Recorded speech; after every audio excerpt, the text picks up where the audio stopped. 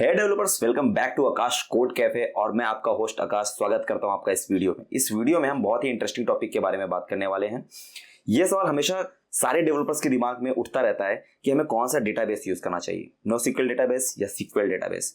तो आज के इस वीडियो में मैं आपके इस डाउट को क्लियर कर दूंगा। तो चलिए बिना समय बर्बाद किए हुए इस वीडियो को शुरू करते हैं और जानते हैं कि दोनों में क्या डिफरेंस होता है। तो डेटाबेस होता है किसी भी चीज को अच्छे से ऑर्गेनाइज करने का एक तरीका। लेट सपोज कि एक लाइब्रेरी है, एक लाइब्रेरी में हजारों बुक होती हैं, लेकिन अब किसी भी बुक को अगर आपको चाहिए और अगर वो एक ऑर्गेनाइज्ड वे में वहां नहीं रखी होंगी तो आपको निकलने में बहुत टाइम लग जाएगा। तो इसीलिए वहां पे बुक को एक ऑर्गेनाइज वे में रखा जाता है कि हाँ, ये फिजिक्स की बुक है तो इसको इस रो में रखेंगे, ये इस चीज की बुक है इसको इस रो में रखेंगे, और उसके बाद इस रो में रखने के बाद हम इसको अल्फाबेट वाइज रखेंगे। अलग अलग तरीके होते हैं डेटा को स्टोर करने के। तो वहां पे हम बुक्स को स्टोर कर रहे हैं, डेटा में हम डेटा को स्टोर करते हैं, लेकिन एक ऑर्गेनाइज्ड वे में, ताकि जब हमें जरूरत पड़े किसी भी डेटा की, किसी भी टाइप की मैनिपुलेशन करने की, किसी भी तरीके का डेटा गेट करने की, तो हम इजीली बहुत ही कम टाइम में सिंपली क्वेरी लगा के बहुत ही अच्छा डेटा वहां से गेट कर लें। ये होता है सिंपल डेटाबेस। तो जो सबसे पहला डेटाबेस है वो है SQL डेटाबेस। SQL का फुल फॉर्म होता है SQL क्वेरी लैंग्वेज।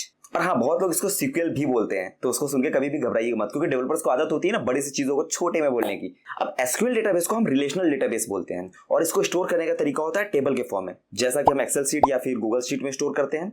मतलब कि रो होते हैं और कॉलम्स होते हैं। रो में जितने भी एंट्री होंगी यूजर्स की वो पड़ती है, और कॉलम्स में हम डालते हैं जितने भी एट्रीब्यूट्स, यानी कि उन यूजर का डेटा जो भी होगा, जैसे कि फर्स्ट नेम, लास्ट नेम, सारा डेटा। जैसे कि कुछ पॉपुलर डेटाबेस है MySQL, MS SQL, PostgreSQL। अब हम इसके कुछ की फीचर्स देख लेते हैं। सबसे पहला प्री डिफाइंड स्कीमा, मतलब कि हमें सोच समझ के पहले से ही स्कीमा तैयार करना पड़ता है कि हमें किस टाइप का डेटा स्टोर करेंगे, मतलब कौन कौन सी फील्ड्स होंगी और उनके कौन कौन से डेटा टाइप्स होंगे। दूसरा पॉइंट होता है कि इसमें वर्टिकल स्केलेबिलिटी होती है, मतलब कि हम सर्वर की पावर को इंक्रीज करके डेटाबेस की पावर को भी इंक्रीज कर सकते हैं। एसिड कंप्लायंस, ये समझ लीजिए कि जहां पे हमें डेटा की सिक्योरिटी चाहिए होती है वहां पे एसिड कंप्लायंस काम आता है। मतलब बेसिकली बैंकों में जो ट्रांजेक्शंस होते हैं पैसों के, वहां पे एसिड कंप्लायंस का यूज होता है। तो ऐसे सिनेरियो में MySQL डेटाबेस मतलब SQL डेटाबेस बहुत अच्छा होता है। तो अब बात करते हैं हम NoSQL डेटाबेस की। जैसे कि आपको नाम से समझ में आ रहा होगा, NoSQL का मतलब होता है नॉट रिलेशनल डेटाबेस। मतलब कि इसमें हम टेबल के फॉर्म में डेटा स्टोर नहीं करते, और ये अपनी फ्लेक्सिबिलिटी के लिए जाना जाता है। मतलब कि इसमें हम पहले से कुछ भी स्कीमा प्री डिफाइन करने की जरूरत नहीं पड़ती है।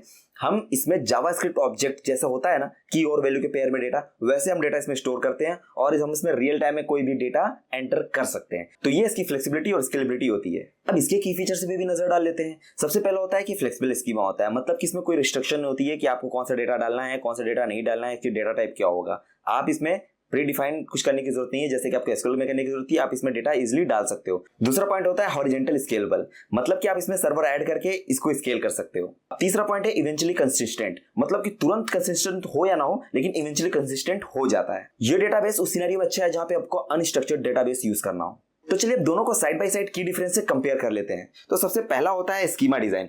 SQL में लिक्विड स्कीमा होता है, NoSQL में फ्लेक्सिबल स्कीमा होता है। स्केलेबिलिटी SQL वर्टिकल स्केल होता है और NoSQL हॉरिजॉन्टल होता है।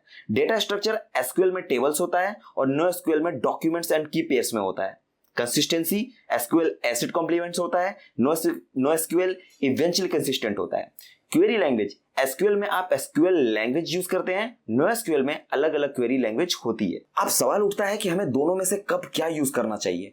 तो देखिए, SQL डेटाबेस आपको तब यूज करना चाहिए जब आपको कोई भी ट्रांजैक्शन का काम करना हो, या फिर आपको बहुत ही ज्यादा स्ट्रक्चर्ड डेटा हो वहां पे यूज करना हो। तो ऐसे सिचुएशन में आप SQL डेटाबेस को यूज कर सकते हो। ऐसा डेटाबेस जहां पे आपको मल्टीपल सर्वर्स पे डेटा को डिप्लॉय करना हो, या फिर कोई भी डेटा जो बहुत फ्रीक्वेंटली चेंज होता हो, मतलब जिसका कोई फिक्स्ड स्कीमा ना हो, वहां पे आपको यूज करना हो, तो वहां पे हम NoSQL डेटाबेस को यूज कर सकते हैं। और आजकल कई सारी कंपनियां इन दोनों डेटाबेस को मिक्स करके यूज करती हैं। इसका मतलब कि आपको जिस ऑपरेशन के लिए जो डेटाबेस जरूरी है वो डेटाबेस यूज कीजिए। मतलब कि अगर एक प्रोजेक्ट में कुछ दोनों टाइप का सिनेरियो बन रहा है तो हम दोनों डेटाबेस एक ही प्रोजेक्ट में यूज कर सकते हैं। तो दोस्तों, आई होप आपको ये वीडियो देखने के बाद डेटाबेस चूज करने में कोई दिक्कत नहीं होना चाहिए। और इसके बाद भी अगर आपको कोई दिक्कत होती है तो आप कमेंट सेक्शन में मुझसे पूछ सकते हैं, मैं डेफिनेटली आपके सवाल का जवाब जरूर दूंगा।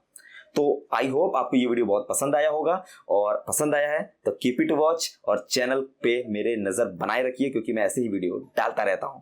तो चलिए अभी के लिए thank you so much, bye bye, मिलते हैं अगले वीडियो में।